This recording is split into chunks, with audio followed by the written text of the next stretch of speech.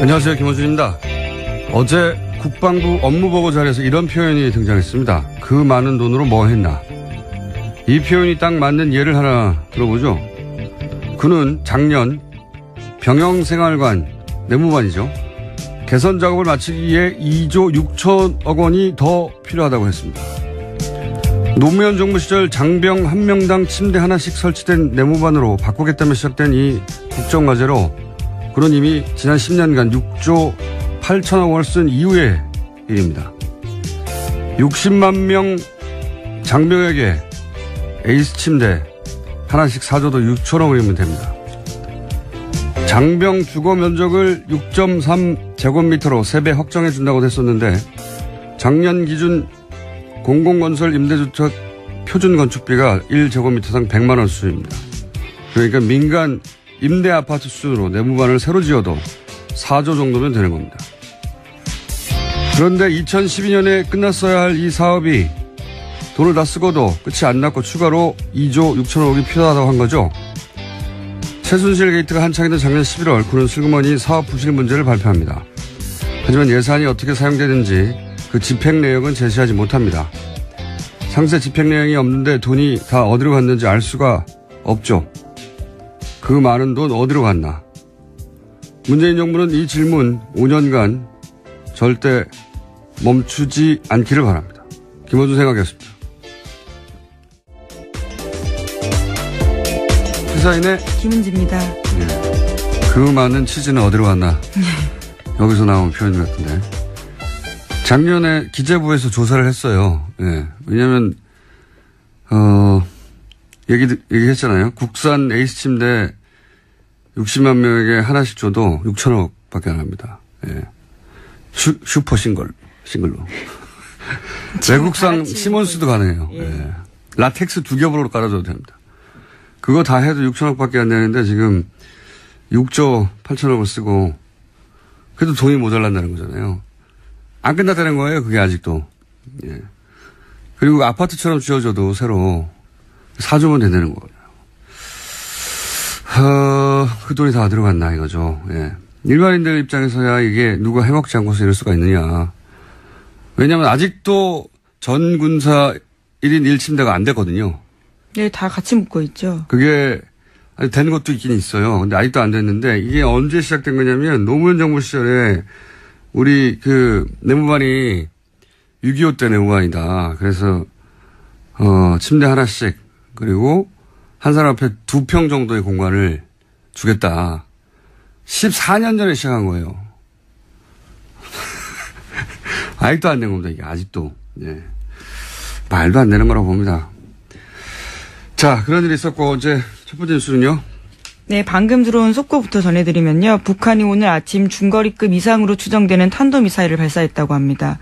합동참모본부 발표에 따르면요. 북한은 오늘 오전 5시 57분경에 평양시 순안 일대에서 동쪽 방향으로 불상의 탄도미사일을 발사했다라는 건데요. 합참은 세부 사항은 한미당국에서 공동 분석 중에 있다고 덧붙였습니다. 일본의 아베 정권 아주 신나겠군요. 미사일 쏴주니까. 북한이 미국과 대화를 원할 때나 뭔가 딜을 원할 때, 날 보라고, 하는 일인데, 청와대 군은 뭐 당연히 주목해야 되는 사안인데, 일반인들은 뭐 앞으로도 북미 대화가 있을 때까지 계속되는 그런 군사 퍼포먼스라고 이해하면 되겠습니다. 네. 그 정도로 하고, 자, 다음 뉴스는 뭡니까? 네, 박근혜 정부의 청와대 문건이 또 발견됐습니다. 이번에는 문고리 3인방 중 한 명으로 불린 안봉근 전 비서관이 이끈 제2부속실 문건인데요. 제2부속실 소속 공유 폴더에서 문건 파일이 9,000건 이상 발견됐다는 겁니다. 제2부속실은 최순실 씨를 사실상 수행했던 곳으로 알려져 있는데요. 파일 작성 시점은 안봉근 전 비서관이 제2부속실장으로 일했던 2013년부터 2015년 1월까지입니다. 박수현 청와대 대변인에 따르면 해당 문건에는 문학의 블랙리스트 등 내용이 포함되어 있다고 합니다. 공유 폴더다 보니까 공유 폴더라는 건 이제 본인의 파일도 있지만 같이 일하는 뭐 비서실 혹은 뭐 TF가 같이 썼다는 거잖아요. 그러니까 이 부속실을 없애면서 자기 파일만 있는 게 아니니까 지우지는 않은 거죠. 예. 어쨌든 안봉근 전 비서관이 근무했던 제2부속실은 최순실의 사람 안봉근으로 알려진 비서관이 이끈 부속실이니까 여기서 뭐 자료가 꽤 나올 수도 있겠습니다. 네, 윤전추 행정관도 이쪽에서 근무했었고요. 여전히 박근혜 전 대통령을 보좌하고 있는 사람들이 속속들이 있는 곳입니다. 조윤선 전 장관은 뜨끔하겠습니다. 왜냐하면 여기서 블랙리스트 파일이 좀 나왔다고 하니까. 또 시기가 일치해서요. 더욱 그렇습니다. 자, 다음 뉴스는요? 네, 계속해서 국정원 관련된 소식 전해드리고 있는데요. 오늘 아침에도 관련된 소식이 있습니다. 이명박 정부 당시 국가정보원의 여론 공작이 사법부를 대상으로도 이루어졌다고 한겨레 신문이 오늘 아침 보도했습니다. 소위 좌파 판사로 낙인을 찍는 온라인 여론전을 펼치고 극우단체를 동원해서 대법원장을 비난하는 기자회견도 배후 조정했다고 합니다. 2009년에 있었던 일입니다. 일반인이 아니라 사법부도 타겟으로 해서 이제 대국민 심리전을 했다는 거죠. 네. 네, 대법원장을 대상으로요. 대법원장 책임을 부각시키고 소위 좌파 판사 행동에 대해서 대응하라라는 심리전을 전개하라는 내용을 지시했다는 겁니다. 그러니까 집권한 세력 일부를 제외하고는 자기들 말을 안 들으면 다 적으로 간주한 거예요. 네. 그리고 그걸 국정원이 나서서 했다는 거죠. 네. 국정원이 어제 말씀드렸잖아요. 양아치 짓을 한 거라고. 양아치로 쓴 거죠, 정권이. 네, 뭐 이 정도면 양아치를 넘어서서요. 조폭이죠, 조폭. 예. 그리고 이제 여기 그 기사를 보면 이제 단체들 이용해서 이제 기자회견 열고 그리고 그런 단체들을 사주해서 고소고발하고 굉장히 많이 써먹었거든요. 예. 네, 이름 많이 들어보셨을 텐데요. 반핵 반김 국민협의회라는 곳이 있습니다. 이곳에서 대법원장과 박시연 대법관의 사퇴를 촉구하는 기자회견을 국정원 사주를 받고 했다라는 보도가 있습니다. 반핵하고 어떻게 반김이 붙습니까? 먹는 김인가요? 네, 아마 김대중 전 대통령을 그러니까요. 의미하는 걸로 보이는데. 그런 건데. 예. 반핵하고 반김을 갖다 붙인 거죠. 예. 제목들을 보면 일관된 특징들이 있죠. 그 단체들은. 그러니까 소위 국정원이 자기들 마음대로 사주해서 쓰는 단체들은 특징들이 있습니다. 제목 짓는 곳이 따로 있는 것 같아요. 자, 다음 뉴스는요. 네, 계속해서 관련 소식 전해드리면요. 당시 국정원이 심리전을 펼친 다음 아고라에서 어떤 글을 썼는지도 상세하게 한겨레 신문이 보도했습니다. 이명박 정부를 무조건적으로 찬양하고 야권을 비난한 내용들이었는데요. 이를테면 노무현, 김대중 전 대통령을 폄훼하는 내용들이 굉장히 구체적으로 나왔습니다. 읽기에도 민망한 내용들인데 노무현은 자살했다. 영웅적으로 행동한 게 아니다라는 내용도 있고요. 김대중의 조국은 북한이다라는 내용도 있습니다. 그리고 이제 노무현 전 대통령이 지옥에 가서 보내는 편지 뭐 이런 식의 글도 쓰고, 예. 이걸 국정원이 써서 유포했다는 거죠. 이게 국가의 최고 정보기관이 이랬다는 거는. 네, 국민의 세금을 사용해서 한 행동들입니다. 말도 안 되는 겁니다, 정말. 이런 짓을 했는데, 그런데 이제 지금 변론 재개해달라는 검찰의 요청은 원세훈 전 국정원장에 대해서 재판부가 기각을 했죠? 네, 어제 결정이 나왔는데요. 받아들이지 않았습니다. 법원 관계자는 변론을 재개해야 될 사유가 소명되지 않았다라면서요. 내일 원래대로 선고하겠다라고 발표했습니다. 일반인 눈에서 보면은 국정원 민간인 3스케 팀을 운영했다. 이거 사실 하나만으로도 검찰 변론 재개 신청을 받아줘야 하는 거 아니냐 이렇게 생각할 수 있는데 왜냐면은 이 재판은 1심부터 정말 말이 안 되거든요. 1심 때 예를 들면 국정원 5팀, 예, 트위터를 담당했던 5팀의 김모 요원의 이메일 뒤져가지고 트위터를 작성할 때 썼던 파일을 찾아냈어요. 근데 김모 씨가 법정에 나와서 자기는 그런 글을 쓴 기억이 없다고 그랬거든요. 자기 이메일이고 누구도 접속한 적이 없지만 하지만 그건 기억이 안 난다라고 이야기한 겁니다. 그랬더니 사법부가 어떻게 했냐면 본인이 쓴 기억이 없기 때문에 증거에서 빼줬어요. 엄청나게 범인에게 친절한 재판부였죠. 예. 그리고 공직선거법에 대해서는 심리전단 직원들이 계획적으로 했을 리가 없다. 계획적으로 했다고 볼 수 없다. 그래서 무죄입니다.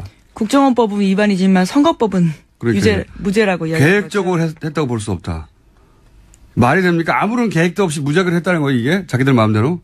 하여튼 그렇게 말이 안 되는 판결이 났고요. 그래서 이 판결이 나자 이제 그때 김동진 부장판사가 지록이말하고, 예. 법치주의가 죽었다고 글을 썼었죠. 2심에서는 그나마 이제 다시 증거능력 그 김모 씨 파일 인정하고. 예, 법정 구속된 바 있습니다. 공직선거법도 위조를 했는데 대법에서 다시 그걸 깼어요. 예. 다시 그 파일에 증거능력이 없다고. 이렇게 되면 어떻게 되냐면 그 파일에서 나온 아이디가 200개가 넘고 또 연결된 아이디가 400개가 넘고 거기서 나온 수십만 건이 되는 게 다 글들이 증거에서 빠져버렸거든요. 예. 일종의 스모킹 건인데다가 범위를 굉장히 넓힐 수 있는 파일들이었는데요. 그것이 기각된 바가 그리고 고법으로 다시 돌아왔죠. 파기환송돼서. 예, 지금 그 재판입니다. 내일 선고가 나는. 이번 판사 말고 이전 판사님이 이제 김시철 부장판사님이었는데 제가 이름을 특별히 이야기한 이유는 대단한 재판이었기 때문입니다. 왜냐면은 김시철 판사님이 일단 원세훈 전 원장을 보석으로 풀어줍니다. 그것부터 시작을 하고 그리고 보통 검사 변호사가 판사 앞에 싸우잖아요. 이 재판에서는 원세훈을 잡으려는 검사와 원세훈을 풀어주는 편들은 판사가 싸우는 재판장이었어요. 그래서 이 판사님은 국정원 댓글을 뭐라고 표현했냐면 손자병법의 용병술로 표현했습니다. 취재기자들 사이에서 굉장히 말이 많았습니다. 네. 비판하는 목소리도 컸고요. 손자병법의 용병술 국정원 댓글이 국정원이 정치 개입을 한 게 아니라 그런 식으로 표현을 했었기 때문에 물론 지금 재판부는 그 재판부가 아니에요. 바뀌었어요. 그런데 어쨌든 변론 재개는 기각했고 여기서 이제 만약에 원세훈 전 원장에 대해서 선거법 위반 혐의 같은 게 무죄로 나버리면 이제 일사부재를 위해서 다시 다룰 수가 없거든요. 끝난 거거든요. 예, 동일 범죄에 대해서는 2번 기소할 수 없기 때문에요. 결과적으로 그렇게 되는 겁니다. 걱정이 됩니다. 자. 네, 내일 결과가 나옵니다. 하나 정도 더 할게요. 예, 오늘 미니가 있기 때문에 미니 인터뷰가 잡히겠습니다. 네, 어제 이유정 헌법재판관 후보자에 대한 인사청문회가 있었는데요. 여기서 자유한국당 정가균 의원의 발언이 논란이 되고 있습니다. 문재인 대통령을 향해서 지속적으로 헌법을 위반하고 있다면서 탄핵 사유에 해당한다라고 발언했습니다. 예. 자기 주장으로 실제 탄핵이 될 가능성이 1%라도 있다고 생각했을까요? 그런 생각 본인도 안 합니다. 본인도 탄핵 사유라고 말해놓고 이걸로 탄핵될 리가 없다고 확률은 제로라고 생각하면서 TV 중계될 때 이런 말을 하는 게 이제 나한테 관심 좀 가져달라는 거죠. 예. 그런 이벤트로 생각하시면 되고 사유도 너무 억지예요. 예. 예를 들어서 뭐 신고리 건설 중단 이게 이제 헌법 23조 3항 위반 뭐 중단도 아니고 현재는 공론조사준비위원회가 돌아가고 말을 있습니다. 그렇게 했어요. 예. 건설 중단 결정은 헌법 23조 3항을 위반했다 그래서 탄핵이라고 해서 이게 뭔가 싶어 봤더니 이게 재산권 수용에 대한 조항이더라고요. 그러니까 뭐 예를 들어서 과수원에 고속도로 냈다. 그렇게 과수원 땅 수용하면 그 주인한테 보상금을 법대로 줘야 한다. 이런 소리거든요. 이게 무슨 탄핵 신고리 중단과 연결이 된 건지 모르겠는데 이해가 안 가지만 굳이 이해하실 필요는 없습니다. 아무 의미 없는 말이기 때문에. 그리고 뭐 이런 것도 있어요. 헌법에 독일에 가서 문재인 대통령이 영구적 남북 평화 공존 체제를 얘기했다. 탄핵감이다. 무슨 소리인가 했더니 영구적 남북 평화 공존 체제라는 건 남북 분단이 영구적으로 계속돼야 한다는 소리 아니냐. 통일 포기한 거 아니냐. 헌법 위반이다 했는데 이게 또 완전한 왜곡인 게 영구적 남북 평화 공존 체제라고 한 게 아니라 항구적 평화 체제라고 했어요. 여기다가 남북 공존이라는 단어를 넣어서 통일을 포기했다고 우기는 거죠. 역시 뭐 이해할 필요는 없습니다. 하여튼 뭐 그래서 탄핵이라고 열심히 주장하시고 기사도 크게 났고 포털에 그리고 욕도 많이 드렸으니까 퍼포먼스 성공한 겁니다. 오늘은 미니 인터뷰 하나 잡혀 있어서 여기서 넘어가야 될 것 같은데 MBC, KBS 기자들이 제작 거부에 돌입했죠? 예, 네. 경영진 사태 촉구하면서요. 제작 거부 돌입했습니다. MBC는 오늘까지 찬반 투표 진행해서요. 가결될 경우 다음 달 4일부터 총파업 들어갑니다. 네. 이 시점에 저희가 미니 인터뷰 하나 연결해 보겠습니다. MBC, KBS 기자 경영진 사태 촉구하면서 제작 거부에 돌입했는데 MBC, KBS 기자들에게 사실은 용기를 준 영화가 있어요. 예. 공범자들 저희가 가처분 신청 때 한번 연결했었는데 어제 관객 수가 15만 명을 돌파했다고 하네요. 공범자들을 만든 최승원 PD 잠시 연결해 보겠습니다. 안녕하십니까? 네, 안녕하세요. 예. 반갑습니다. 네. 축하드립니다. 감사합니다. 네. 네. 자백의 흥행을 넘어선 거죠, 지금? 예, 그렇습니다. 예, 자백은 14만 3천 명이었는데 어제 공범자들이 15만 6천 명이니까. 네. 목소리가 약간 거만해지신 것 같습니다. 예. 예. 아이, 뭐, 덕분입니다. 뉴스 공장에서도 이렇게 다뤄주시고. 목소리를 쫙 깔고 이렇게 거만해지신 것 같은데. 자, 사람들이 이렇게 그 공범자들을 많이 찾는 이유는 뭐라고 생각하십니까? 공영방송 내부 사정에 대해서 많은 분들이 사실 몰랐어요. 그동안 보수 언론들을 굉장히 이제 보도를 안 하고, 했기 때문에. 근데 이제 이 상황을 보니까 너무 이제 이런 일까지 벌어졌느냐. 엽기적인 상황이 보이니까 굉장히 많이 놀라시고. 예를 들어서 엽기적 상황 하나만 소개해 주십시오. 영화에 나오는. PD 수첩, 왜 아주 뛰어난 PD, 불만 제로를 기획까지 했던 그 PD를 아이스링크에 보내가지고 눈 치우도록 만드는 뭐 이런 장면들. 건강을 위해서 그런 것던 거 아닐까요? 예? 건강을 위해서 눈 치우고. 기자들, 아나운서들 뭐 다 그렇게 보내서 완전히 그냥 이제 우리가 이제 보면은 돈 받고 달라고 이렇게 오시는 분들 이렇게 하고 할 때. 물론 당연히 이제 하는 일이긴 하지만 굉장히 이제 기자로서는 굉장히 자괴감이 많이 든다, 뭐 이런 이야기도 했고, 대부분, 그러니까 굉장히 많은 기자 PD들을 그런 식으로 비제작 부서 뭐 협찬 따오는데, 뭐 이런데, 세트장 관리하는 직무, 이런 쪽으로 보내가지고, 뛰어난 사람들일수록 업무에서 배제시키는 이런 상황이 보이니까 이해를 할 수가 없죠. 예. 그건 이제 생생한 화면으로 보게 된 건데, 네. 그 영화의 어딘가에 이명박 전 대통령도 등장하지 않습니까? 네네, 등장합니다. 예. 이명박 전 사실 이명박 전 대통령이, 저희가 볼 때는 이제 언론을, 이렇게 만든 장본인이시기 때문에 저희가 꼭 모셔야 되는 그런 주인공이었죠. 예. 그래서 가서 뵀습니다. 그 앞에서 한없이 기다리다가 불쑥 마이크를 들이대고 그래서 찍힌 장면이 굉장히 인상적이라고 하는데. 이명박 전 대통령은 이걸 봤을까요? 영화를? 글쎄요, 영화를 보시기까지 하셨겠어요? 근데 이제 아마 보고는 받았겠죠? 예, 보고는 받았으리라고 봅니다. 제가 그날, 이명박 전 대통령을 만났을 때, 이명박 전 대통령이 저를 기억하는 것 같았어요. 제가 4년 전에도 한번, 인터뷰를 시도한 적이 있었거든요. 그때는 이제 4대강 수심 6m 대통령께서 지시하셨습니까? 하면서 이제 대통령의 임기 마지막 날, 집으로 돌아갈 때, 제가 이제 환영 인파 속에 섞여가지고 질문을 던졌는데, 아마 그때 당시에 이를 좀 기억은 하시는 것 같았어요. 이번에 눈치가. 제가 이제. 피디님 얼굴이 그렇게 기억할 만큼 특별한 얼굴은 아닌데요. 근데 이제 어쨌든 제가 4년 만입니다. 반갑습니다. 이렇게 이제 질문을 하니까 이분이 굉장히 이제 반가운 얼굴로 오셨어요. 그래서 악수도 하고. 나중에는 이제, 제가 질문을 던졌거든요. 언론의 파괴자라는 그런 평가가 있는데 어떻게 생각하시냐고 그랬더니 이제 이제 유체이탈하는 그런 답변을 하면서 저한테 딱 질문을 던지는데 요새 뭐 해요? 이렇게 물으시더라고요. 네. 관심이 좀 있으시다는 얘기죠. 그 장면이 지금 화제가 좀 되고 있고. 네. 근데 이 영화도 이제 힘이 보탬이 크게 된 것 같습니다. 이 MBC여서 KBS 기자들도 이제 제작 거부에 돌입했는데 오늘 총법 찬반 투표도 MBC 노조에서 한다고 하고 아마도 가결될 것 같은데 분위기상. 그럼요. 예, 가결될 겁니다. 예. KBS도 그렇고요. 예. 이 공영방송 정상화하는 것은 어떻게 해야 되는 겁니까? 지금 과거 정권들은 힘으로 눌러서 어떻게 잘라내버렸는데 이번에는 그렇게 할 수는 없으니까 협법을 찾기가 쉽지가 않습니다. 어떻게 보십니까? 근데 지금 사실 MBC 같은 경우 특히 굉장히 저희들은 불법적인 행태들이 굉장히 많았다고 생각합니다. 예.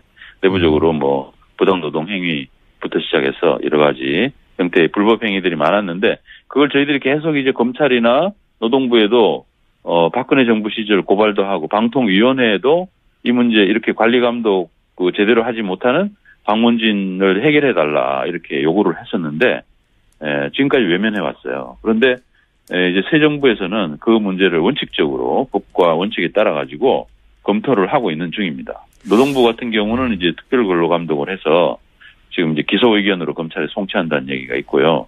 뭐 검찰도 지금 수사를 하고 있는 부분들이 있는데 그런 것들이 원칙적으로만 처리되면 저는 이 문제는 해결되리라고 봅니다. 이런 식으로까지 공영방송을 완전히 망쳐도 법에 의해서 보호받는다. 공영방송의 경영진이 이런 정말 완전히 공영방송 망치는데 법에 의해서 보호받는다라는 것은 정말 말도 안 되는 얘기죠. 그건 뭐 공영방송의 걸 견제하고 우리 사회의 진정한 언론으로서 유지할 수 있는 기본적인 그 제도적인 장치도 없다는 얘기가 되는데 저는 그거는 말도 안 되는 얘기고요. 뭐 충분히 깊은 조사가 이루어지면 조치할 근거들이 많을 거라고 봅니다. 알겠습니다. 법대로만 하면 해결될 거다 이런 말씀이신 것 같고요. 네네. 자, 15만 돌파해서 저희가 한번 짧게 연결했는데 앞으로 25만 돌파하면 그때는 제가 모른 척하겠습니다. 그때 되면 저희가 좀 다뤄주십시오. 예. 그때 되면 스튜디오에 한번 다시 모시겠습니다. 감사합니다. 네, 감사합니다. 네. 지금까지 공범자들의 감독 최승우 PD였습니다. 자, 민주 여기서 마치고 국제뉴스로 이런 거 있었어요. 휴스턴. 네, 지금 한창 태풍 불어서요. 예. 제가 이 이야기를 하고 넘어가는 이유는 뭐냐면 이렇게 되면 아마 기후변화협약 탈퇴한 것에 대해서 이 사태 끝나고 나서 트럼프 대통령이 또 욕을 먹지 않을까. 크게. 예. 여기까지 하겠습니다. 시사인의 김은지였습니다. 감사합니다.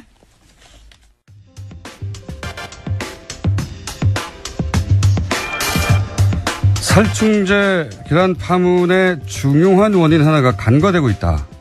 이 문제는 유통구조의 문제다라고 주장하는 전문가가 있습니다. 대한민국 치킨전의 저자 정은정 박사 전화 연결됐습니다. 안녕하세요. 네, 안녕하세요. 네. 이 살충제 달걀 파문의 원인 중 하나가 유통구조의 문제라는 이야기는 사실, 언론을 통해서 그렇게 보도된 적이 없는데. 네. 자, 언론에서 보도되지 않은 대목 질문부터 먼저 드리겠습니다. 이번 살충제 달걀 파문은 농가 입장에서 상당히 억울한 게 있다. 생산자 조직에서 계속 사전검사 제도를 정부에 요청해 왔는데 정부가 묵살한 것이다. 이렇게 말씀하셨어요? 이거 좀 설명 좀 해 주십시오. 2011년, 그러니까 사실은 계속 조류독감이다 해서 이 축산물 안전에 대해서 소비자들 불안이 높았기 때문에 양계협회 차원에서도 좀 대응을 하자 이런 이야기들이 많았고요. 그래서 2011년쯤에 입법을 요구한 적이 있거든요. 농가에서 먼저. 네, 그러니까 그 산란계 농장들의 협회인 거죠. 모임이라고 할 수 있죠. 그러니까 그 단체에서 계란의 경우에 이렇게 출하를 할 때마다 샘플링을 해서 검역을 좀 의무화해달라 오히려. 왜냐하면은 좀 불안하잖아요. 언제 걸릴지도 모르고. 그러니까 아예 제도에 위반을 해주고 그렇게 되면 이제 검역을 하거나 이럴 때는 예산이 발생을 하니까 그 부분은 사실 이제 국가에 요청을 한 거죠. 근데 이제 그런 요청들이 묵살이 됐고 거기서부터 이제 발생한 문제라고도 볼 수 있죠. 그러니까 양계 농가에서 먼저 정부에 너무 불안하니까 검역을 의무화하고 법제화 달라고 요청을 했는데 정부에서 묵살했다는 거죠? 그 당시에 사실은 이런 검역이라든가 왜냐면 조류독감 계속 터지고 구제역 터지고 이런 문제들이 발생을 했으니까 검역 자체를 아예 그러면 의무해달라. 근데 이제 그 비용은 알겠습니다. 사실 이제 정부도 요청을 한 거죠. 예. 그렇게 농가 입장에 억울한 면이 있다는 점도, 한 가지 짚으시고 또 한 가지 짚으신 게 이것은 또 그 유통 과정의 한계 때문이기도 하다라고 말씀하셨어요. 이게 어떤 말인지 좀 설명해 주십시오. 특히 축산물 중에서 계란 같은 경우에 잘 깨지기도 하고요. 유통 기한도 짧고 하다 보니까 유통 비용 차지가 한 53% 정도 돼요. 그러니까 우리가 먹는 계란에서 53% 정도는 사실 유통 비용이라고 할 수 있는데요.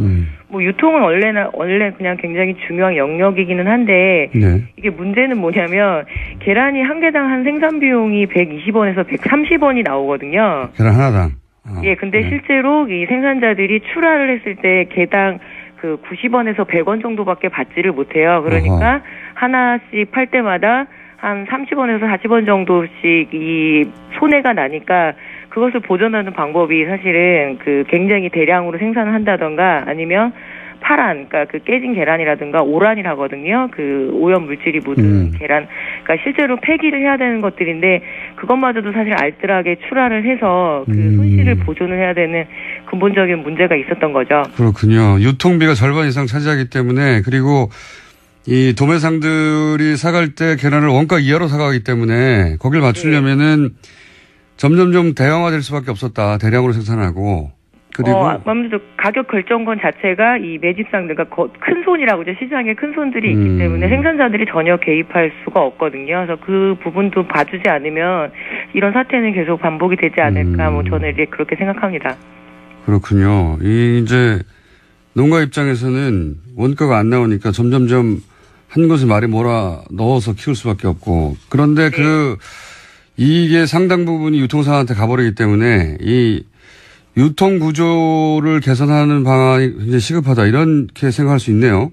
그렇죠. 사실 이 문제도 함께 보지 않으면 뭐 사실 근본적으로 대책을 세울 수는 없는 거죠. 방역을 아무리 잘한다 한들 지금 전체적으로 농산물의 어떤 최저 가격이 보장되지 않는 구조에서는 이번에는 계란이지만 그럼 그 다음에는 어디서 터질지 사실 알 수 없죠. 예. 그러니까 농민들이 부도덕해서 그렇다라고 하는 프레임이 있는데 네네. 그게 아니다.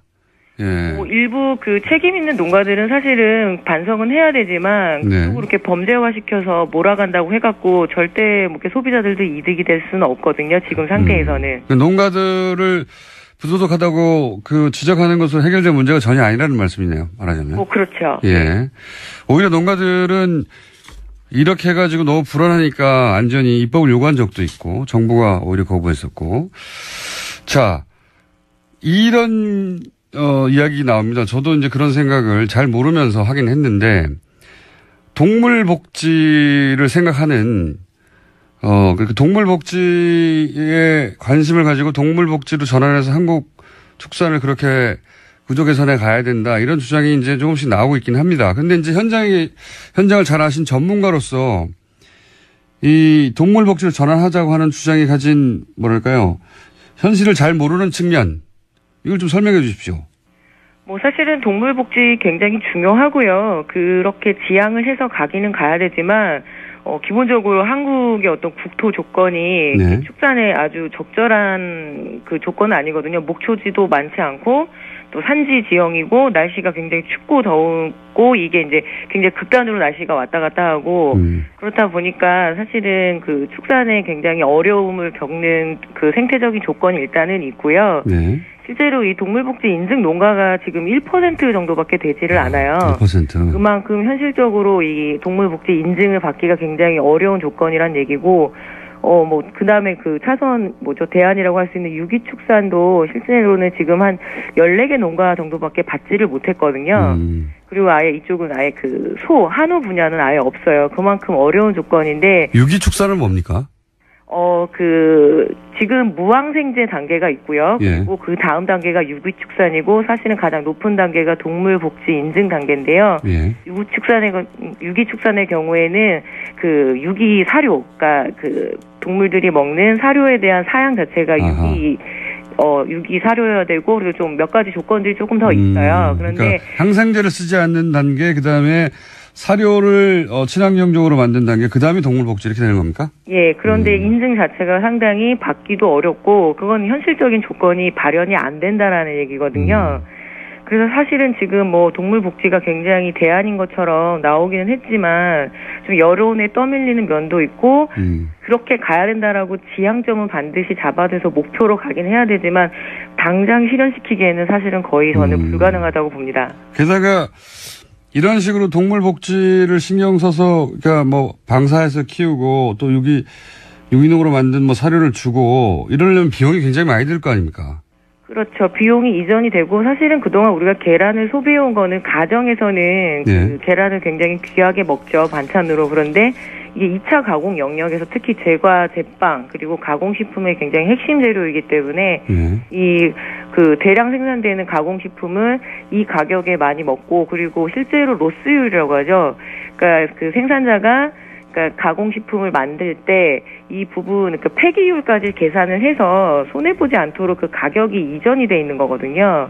그렇다 보면은 당연히 계란값은 굉장히 싸야 됐었고, 그러니까 저렴했어야 됐었고, 우리가 좀 일상적으로 또 가공식품 같은 경우에는 저렴한 그 매력이 있기 때문에 먹는 거잖아요. 그래서 그 구조가 사실은 들여다보지 않게 되면 반복적인 문제가 발생할 수밖에 없는 거죠. 그렇군요. 이 문제를 근본적으로 해결하려면 유통 문제도 개선이 돼야 되고, 그리고 동물복지나 유기축산을 하는데 들어가는 고비용을 정부가 좀 보조금도 지원해 줘야 되고, 그래서 그쪽으로 유도해 줘야 되고, 소비자도 이렇게 생산된 계란은 조금 더 비싸더라도 기꺼이 사주겠다는 인식의 변화도 있어야 되고, 이게 쉬운 문제가 아니네요. 그죠? 그렇죠. 소비자, 생산자, 유통업계, 그리고 정부 관계자들까지 다 같이 얽혀있는 문제이기 때문에 하나하나 분절해서 대책을 세우면 사실은 또 이런 문제는 반복될 수밖에 없고, 오히려 이제 이런 각 영역에 있는 이해관계자라고 해야 될까요? 이런 사람들이 모여서 라운드 테이블을 마련해서 어느 정도 선까지 우리가 먹을 수 있는지 사회적 합의를 이뤄내는 게 오히려 더 중요한 문제라고 저는 봅니다. 이게 소비자들이 계란이 300원대 정도 되는 걸로 제가 아는데, 소비자들이 싼 값에 많은 양을 먹겠다, 이렇게만 생각하면 이 문제는 해결이 안 되겠군요. 그렇죠. 사실은 계란값이 300원 된 지도 얼마 되지는 않았거든요. 그동안 거의 200원대에 머물렀었는데, 이게 조류독감이 터지고, 그리고 이제 계란 생산량이 떨어지면서 300원 된 지도 얼마 되지 않았어요. 그러니까 굉장히 오랫동안 저가로 우리가 이제 쉽게 접근해서 먹고 왔던 대표적인 식재료라고 할 수 있죠. 알겠습니다. 기본적인 문제점은 알게 됐고요. 한 가지만 더 여쭤볼게요. 그래서 오히려 대기업 제품을 먹어야 되는 거 아니냐, 이렇게 소비자들이 다시 대기업 제품을 선호하는 쪽으로 돌아서고 있는데, 이거는 또 문제가 없습니까? 아무래도 대기업들이 훨씬 더 관리를 잘 하지 않나? 특히 그렇죠. 계란 사업에 굉장히 대기업들이 진출을 하고 싶어 했고요. 어느 정도 이제 진출을 해 있는데, 사실은 그렇다고 해서 지금 대형 식품 대기업들도 이런 식품 사고가 안 나는 건 아니거든요. 근데 여태까지 그래도 농민들이 생산을 해왔던 농업의 영역이 다시 이렇게 기업 단계로 넘어가는 거는 사실 소비자들한테도 그렇게 바람직한 일은 저는 아니라고 보고요. 좀 대책을 천천히 세우는 것이 좋지, 급박하게 그냥 이렇게 일이 터졌으니까 이거 좀 더 관리 잘해볼 수 있는 대로 넘길까, 이렇게 되면 또 농민들 같은 경우에는 대기업에 좀 소속돼 버리는 상황이 벌어지기 때문에 그 부분은 제가 굉장히 많이 우려를 합니다. 그렇군요. 골목에 대기업들 진출한 것처럼 그렇게 이 계란 농가도 그렇게 변해버릴 수가 있겠군요. 네. 자, 이 문제의 기본적인 틀은 알았고요. 정부가 이제 관련해서 식약처에서 대책을 내놓겠죠. 그러면 다시 한번 연결해서 제대로 된 대책인지 한번 여쭤보도록 하겠습니다. 오늘 말씀 감사합니다. 네, 고맙습니다. 네, 지금까지 농촌농업사회학자 정은정 박사였습니다.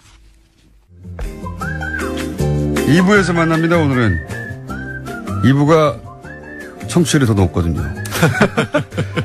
칼플라니 사용연구소 정태수 선생님 나왔습니다. 안녕하십니까? 네, 안녕하세요. 네, 2부가 한 2배는 높을 거예요. 그러니까 여기서 단번에 가입자 10명으로 올려주시기 바랍니다.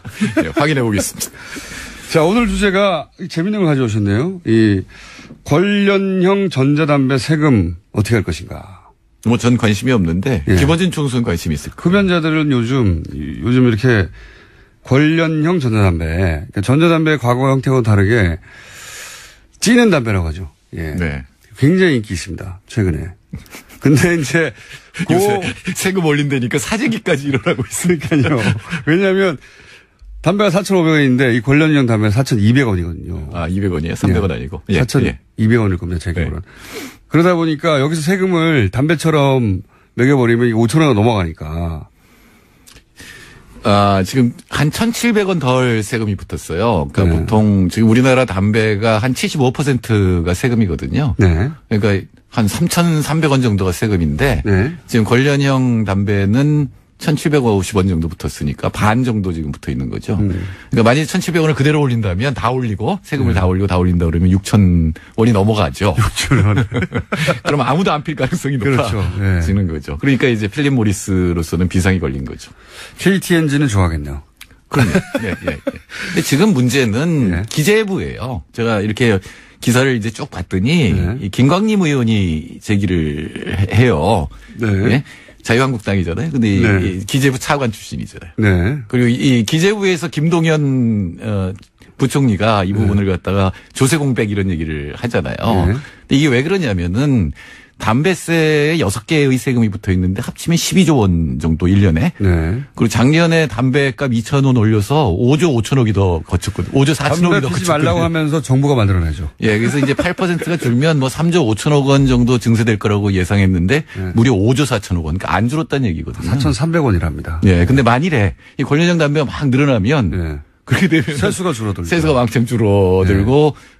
최대로 줄어들면 5조 원이 줄어들거든요. 세수도 줄어들지만 불공정한 경쟁이라고 생각하는 거죠. 200원, 300원도 사실은 뭐랄까요 판매 촉진 요인이 되니까. 그렇죠. 예, 기존 담배 뭐 KT인지 입장에서는 아니 이게 똑같은 담배인데 이게 이제 꽂아서 쓰는 거라고 해서 뭐 이렇게 주장하고 이 전자 관련 관련형 전자담배 업계에서는 이게 더 좋다, 몸에. 그러니까 네. 이제, 그런 나쁜 요인을 제거했고, 거기 들어간 비용도 있고, 그리고 건강에 그만큼 좋은 거니까 더 싸게 팔을 수 있어야 되는 거 아니냐, 이런 주장을 내세웁니다. 네, 그러니까 처음에 세금을 어떻게 매겼느냐라고 하는 게 굉장히 이제 우린 궁금하잖아요. 근데 네. 그걸 잘 모르겠어요. 뭐, 파이프형으로 분류됐기 때문에 싸게 지금 세금이 매겼다라든가, 뭐, 이런. 전자담배로 분류하다 보니까 네. 처음에 네, 액상 담배는 많이 붙는데 이제 이건 뭐 네. 또 고체형이기 때문에 분류를 왜 없던 종류가 생겼기 때문에 이거 도대체 어떻게 분류해야 하지 하다가 어쨌든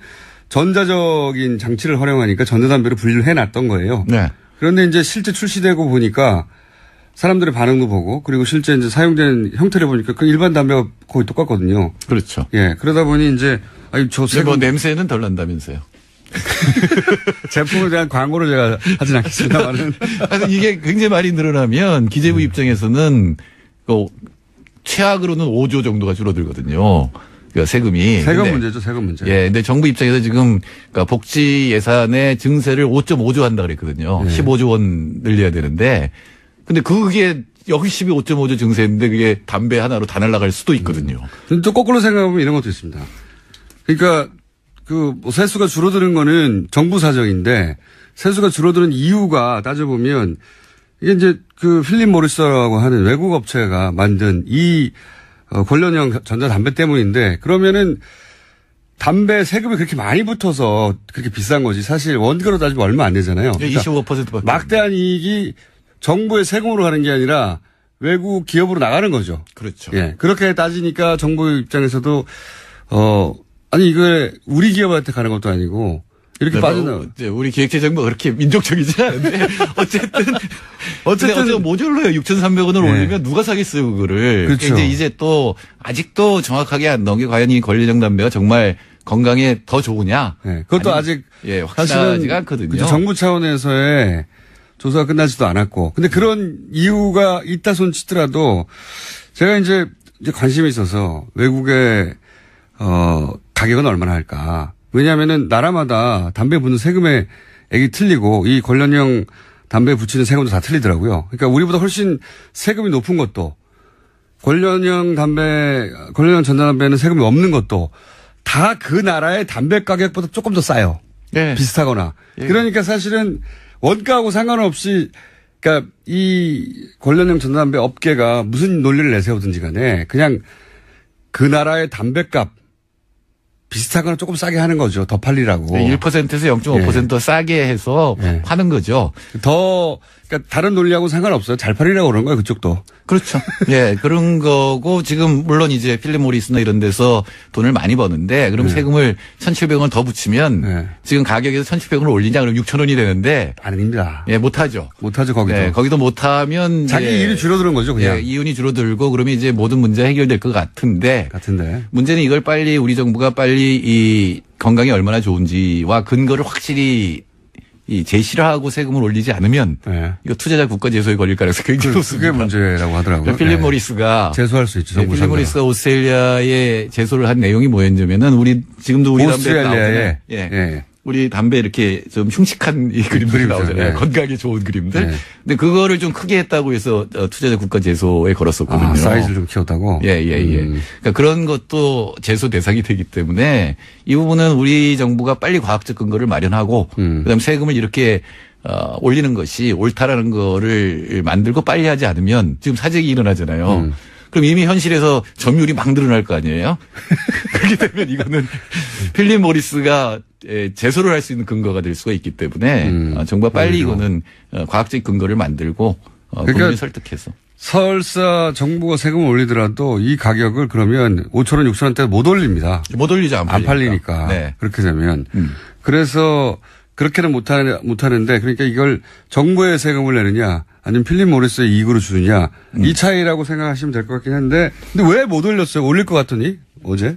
아니 반대하는 의원들이 있으니까 자유한국당 같으면 재밌잖아요. 자기들이 올려놓고 그다음에 이제 줄여야 된다고 이 서민들을 위해서 줄여야 된다고 얘기했는데 자유한국당의 김광희 의원이 올려야 된다고 얘기를 지금 제기를 한 거거든요.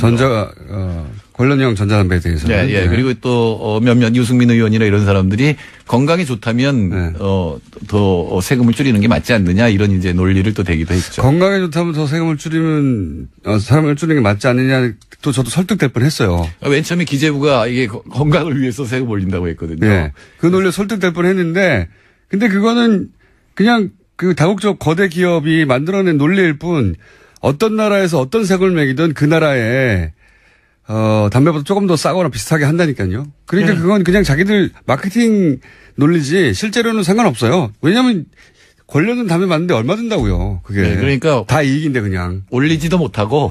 네. 이제 세금을 줄이면 그만큼 이제 필립 모리스의 이익이 되는 건 맞죠. 그렇죠. 네. 그 부분을 어떻게 처리할 것이냐 이게 이제 과제가 되겠죠. 아, 이거 재밌는 사안입니다. 재밌는 사안인데 실제 다른 나라에서는 어떻게 결론 나가는지 모르겠는데 또 하나 약간 재밌는 포인트는 KTNG가 이게 일본에서는 점유율이 굉장히 높아지고 있다고 해요. 일본에서 먼저 유행했는데 우리도 지금 꽤 유행인 걸로 아는데 이렇게 높아지면 KTNG는 어떡합니까? 뭐 KTNG도 뭔가를 또 개발을 하겠죠. 다만 저는 흡연자로서 부탁드리고 싶은 거는 세금이 많이 들어오면 저 흡연자의 권리를 좀. 제 말이 그 말입니다. 세금을 많이 걷어놨으면 예를 들어서 서울역 예를 들어보죠. 서울역 앞에 흡연 공간이 있어요. 거기 들어가고 싶지 않아요. 그렇죠. 그 돈 다 어디서 썼습니까? 그 사실 흡연자들을 위한 공간에서 흡연자들이 낸 세금이니까. 네, 그 세금이 12조 원이면 너무 더러워요. 12조 원이면 어마어마한 세금이에요. 우리나라 1년에 드는 1년 전체로 걷는 상속 증여세가 5조 원밖에 안 돼요. 그 많은 돈을 들여서 서울역 앞에 환기 잘 되고 깨끗한 흡연실을 못 만들어 주나요? 아, 지금 처참하거든요. 거기 가보시면. 그러니까 흡연자의 건강을 위해서 좀 신경을 써달라고 얘기를. 그러니까요. 자, 세금 그렇게 많이 걷었으면은 좀 신경 좀 써주십시오. 화납니다. 그때마다 담배 피우는 사람으로서. 이와간 관련형 전자담배에 관해서 관심이 굉장히 높은데 세금 가지고 지금 논쟁이 붙었습니다. 네, 제가 말씀드리고 싶은 거는 과학적 근거를 빨리 마련해야 된다. 그리고 인상하는 쪽이 올바른 것 같은데 과학적 근거를 빨리 만들어서 국민들 합의를 얻어서 세금을 인상하는 것이 맞다. 소장님 생각은 인상하긴 해야 된다. 그렇죠. 네. 여기까지 하겠습니다. 칼플라닛 사회경제연구소 정태현 소장님이었습니다. 감사합니다. 네, 감사합니다. 핫해. 예. 등장하시면 저희 문자창이 핫해지는. 바른정당 하태경 최고위원 나오셨습니다. 예, 해운대 하태경입니다. 반갑습니다. 예.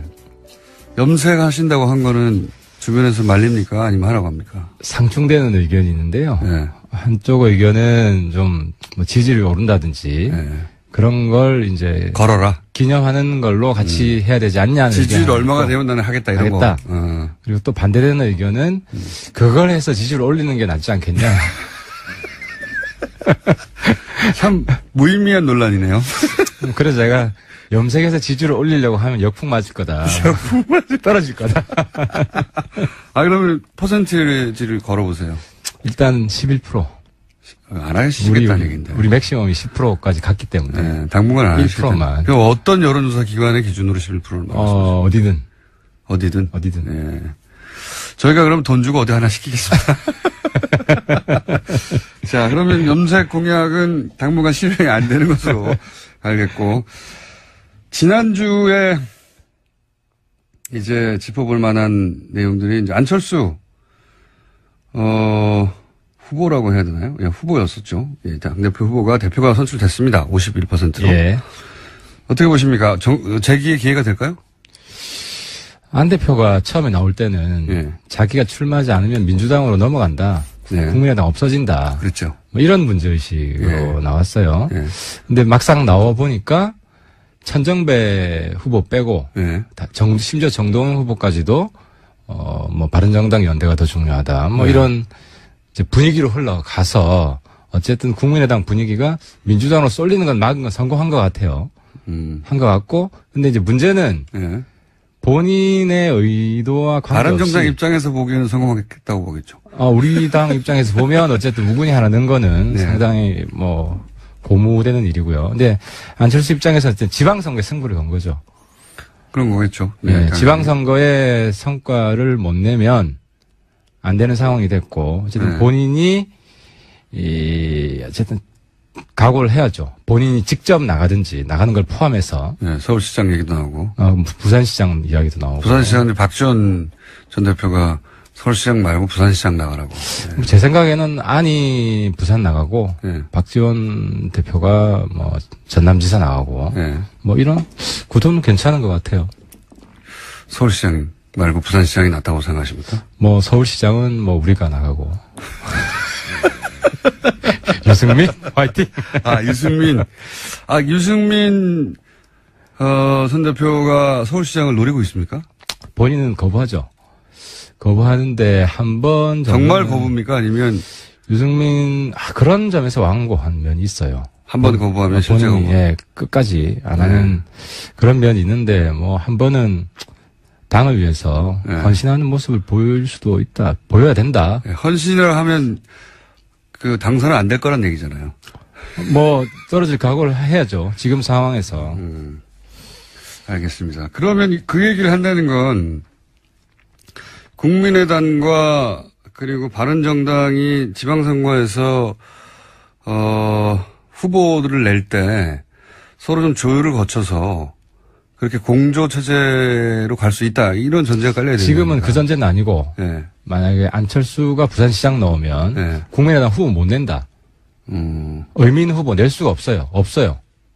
안철수 후보가 안 나와도 의미 있는 후보가 사실상 없는 거 아닙니까 지금? 안철수 본인이 이제 나오는 거 말고는 뭐 해볼 만하다. 의미 있는 후보가 없다는 것이고 저희들이 국민의당하고 연대 생각합니다. 뭐 제가 뭐 솔직히 말씀드리면 생각하는데 일단 신뢰관계가 굉장히 중요하다. 이미 대선 때 연대 한번 해봤잖아요. 연대 시도를 해봤잖아요. 네.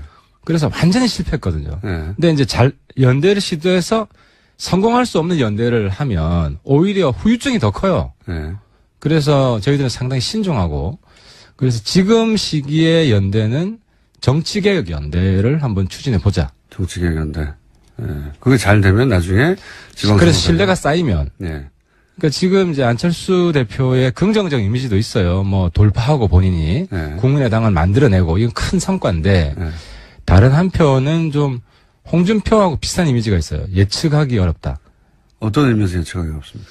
예측하기 어려운 면이 있죠. 이번에 출마한 것도 상당히 예측하기 어렵죠. 그리고 물론 출마한 다음에 과반수를 넘긴 것도 사실 제 예측을 좀 벗어났어요. 하지만 간신히 남았어요. 51%. 그렇죠. 근데 1차전에서 못 넘을 거라고 많이 생각했는데 어쨌든. 네. 의원님의 전망을 이렇게 맞는 적이 그렇게 많지는 않습니까? 그래서 안 대표의 예측 불가 이것이 어떤 연대를 하는데 큰 지금 장애물이에요. 그래서 바른정당 입장에서는 어느 당이든 그럴 거예요. 그래서 국민의당 내부도 마찬가지일 거예요. 이제 안 대표가 이제 정치적 구력이 지금 높아지잖아요. 네. 그래서 좀 더 단련되고 있다. 고 이제 좀 긍정적으로 봐주고 싶고. 근데 이제 검증을 해봐야죠. 긍정적으로 봐주고 그래서 국민의당이 바른정당과 이번 지방선거에서는 이제 연대도 하고 그걸 바라시는 것 같긴 한데 그런데 안철수 대표 가도가 그렇게 뭐랄까요 순탄치만은 않을 것 같은 것이 이번에 당선된 최고위원들이 한 분 빼고 그 한 분은 또 안철수 계가 아니라고 지금 박준호 의원은 알려진 최고위원들 그러니까 최고위원들이 다 원외예요. 한 분을 빼고 원외라는 건 게다가 원외를 넘어서서 국회의원을 한 번이라도 해본 사람은 안철수 대표 한 분밖에 없고 초선. 나머지는 초선도 경험해보지 않은 좀 야박하게 얘기하면 국회의원 지망생이죠. 그렇죠. 근데 이제 이렇게 되면 나머지 40여 명에 이르는 국회의원들이 이 당 지도부의 결정에 대해서 더군다나 본회의장도 못 들어가고 국회를 경험해보지 않았고 국회의원이 대본 경험 자체가 없는 사람들의 판단을 신뢰하고 따라줄 것인가. 한국당도 좀 비슷하죠. 한국당도 최고위원 누군지 기억나는 분 있으세요? 유효의 원내 중에. 예. 없습니다. 하지만 이제 홍준표 대표는 국회의원을 오래 했었고. 그러니까 이제 네. 정치력인데 네. 한국당 대표 최고위원 체제랑 거기는 이제 대표 따로 선거하잖아요. 네. 대표 따로 선거하고 최고위원 따로 선거를 하기 때문에 대표 사실상 제왕적 대표제예요. 네. 한국당과 지금 국민의당 그래요. 대표한테 권한이 많이 있는. 그렇죠. 네. 우리 당은 사실 최고위원을 같이 해서 이제 수평형 네. 지도체제. 본인이 그래서 넘버 2가 된. 그래서 지금 한국당이나 국민의당이나 비슷한데 네. 지금 문제는 이제 홍준표 혹은 안철수 개인만 잘하면 당이 살아요. 네. 그 당 대표가 잘해서 지지율을 올리면 네. 뭐 의원들은 다 해피하는 것이고 한국당도 마찬가지고. 근데 이제 한국당은 홍 대표 체제가 있었지만 상당히 좀 부정적이었잖아요, 평가들이. 네. 뭐 그렇게 올라가지 않았잖아요. 네. 근데 안 대표가 한 달 뒤, 한 2달 뒤 이건 좀 지켜봐야 될 것 같아요. 홍 대표. 근데 제가 볼 때는 좀 홍 대표 따라가기 좀 냄새가 난다. 어떤 의미에서 그렇습니까? 그러니까 일성이 선명야당. 네. 똑같아요. 강성야당. 네. 선명야당. 근데 지금 안보 위기이기 때문에 네. 그 정치권이 좀 국민들을 좀 불안하게 하지 말아야 되는 면이 있어요. 안보 위기에 국민이 단합해야 되고 정치권이 단합해서 국민을 좀 하나로 뭉치게 하는 것이 여당의 역할이기도 하지만 지금 야당의 역할이기도 하다. 물론 이제 견제하지 말자는 건 아닌데 뭐 한 7대3 이제 같이 단합하고 협력하려는 모습을 안보 위기 때는 여야 가릴 것 없이 좀 보여주는 것이 국민을 위한 정치의 가장 중요한 부분이 아닌가 하는 거죠. 이 당 지도부의 최고위원들이 다 원외로 국회를 경험해보지 못했다는 것은 그렇게 큰 문제는 안 될 것이다. 제가 볼 때 마이너한 거다. 근데 이제 마이너하다. 안 대표가 잘못하는데 견제하는 사람이 없는 네. 지금 이제 한국당이 딱 그래요. 네. 한국당이 보면 극으로 나가면 내부에서 별 이야기가 없고 오히려 친박 청산하자 그러면 그거 하면 안 된다고 네. 최고위원회에서 친박 최고위원이 나오잖아요. 그러니까 네. 견제해야 될 때 못하고 안 해야 될 때 견제하고 하는 게 지금 한국당 마이너 최고위원들의 모습이에요. 네. 모습인데 안 대표 체제 하에서 최고위원들이 어쨌든 목소리라도 내주면 견제할 때 해주면 네. 그나마 역할을 하는 것이다. 하지만 거의 전적으로 안 대표 개인 플레이를 할 수밖에 없는 구조다. 최고위원 중에 국회의원을 해본 사람도 대선 후보를 해본 사람도 안철수 대표께서 안철수 대표 혼자면 아니 저는 이제 왜 그런 말씀을 드리냐면 국회의원 지망생과 국회의원을 한 번이라도 해본 사람들의 격차는 사실 정가에서 평가가 엄청나게 차이가 나지 않습니까? 물론 그렇죠. 실제 국회의원 지망설에 대해서 국회의원이 된 분들이 가지는 뭐랄까요 하대? 직접 표현하지는 않지만 뭘 알아 뭐 이렇게 하는 그런 지도부를 과연 그 국민의당의 그 구력이 높은 정치인들이 잘 따라주겠는가. 근데 뭐 국회의원을 상당히 높이 평가하시는데 근데 실제로 국회의원들 중에서도 정치력 중앙 정치에서 역할을 하는 분들이 별로 없지 않아요? 네, 뭐 대부분 알겠습니다. 뭐 지역구 중심으로 하기 때문에. 어쨌든 안철수 전 대표만 잘하면 국민의당은 기회가 있을 수 있다. 예, 이렇게 유형을 해보고 연대 얘기하셨으니까 또 하나 여쭤볼게요. 김무성 의원과 정진석 의원이 공동연구 모임이라고 한국당하고 바른정당하고 한국당의 이제 소위 비박계 일부 그리고 바른정당이 또 일부 혹은 전체 그리고 국민의당도 일부 이렇게 해서 뭐라고 불러야 될지 모르겠지만은 뭐 어떤 중도 새로운 신당이 탄생할지도 모른다는 시나리오가 있어요. 그 김무성 대표가 그리는 그림은 비슷할 것 같아요. 이제 그건 김무성 대표뿐만 아니라 저도 비슷해요. 그러니까 근데 좀 장기적인 그림이에요. 빅픽처가 우리 바른정당 중심의 중도 보수 대통합 그리고 친박 친홍을 배제한 국민의당과 한국당의 그나마 좀 합리적인 분들 이런 빅픽처인데 그 지방선거 전까지 시나리오는 아니고요. 지방선거 전에 이런 구도를 이렇게 통합은 안 되더라도 구도를 만들어서 야 3당이 단일한 후보를 낸다 이런 거 아닙니까? 지방선거에서. 그렇게 제가 김무성 대표랑 이 문제 사실 조율을 합니다. 이야기를 서로 의견을 나누고 하는데 그렇게까지 단기적인 목표를 두고 하는 건 아니고 이제 한국당 이제 김무성 대표도 좀 본인이 정치적으로 무기력해져 있다가 이제 원기를 회복하고 먼저 뭘 좀 해보려고 하는 거예요. 그림 좀 그려보시려고 하는 거잖아요. 하는 거고 그리고 저희 당 입장에서도 이제 한국당 내에서 연대 파트너가 홍 대표 통제에 있는 사람이 아니에요. 정진석 대표도 본인이 원내대표를 해봤고 또 본인이 대표 나갈 생각도 했었고 그래서 홍 대표와 좀 거리를 두고 있는 어떻게 보면 내부 라이벌이기 때문에 이제 저도 그건 좋겠습니다라고 같이 이제 동의를 했던 건 간접적으로 홍 대표 체제 흔드는 효과도 있고 그 안에서 무슨 이야기를 하는지 정진석 대표나 김무성 대표, 홍 대표는 보고하지 않거든요. 않고 또 기본적인 취지는 홍 대표 체제가 그렇게 오래 가지 않는다. 라는 전제하에. 아무리 길어봐야 지방선거고 지방선거에서 참패하면 대안 없는 한국당 체제가 될 것이고 그러면 오히려 지방선거 전도될 수 있어요.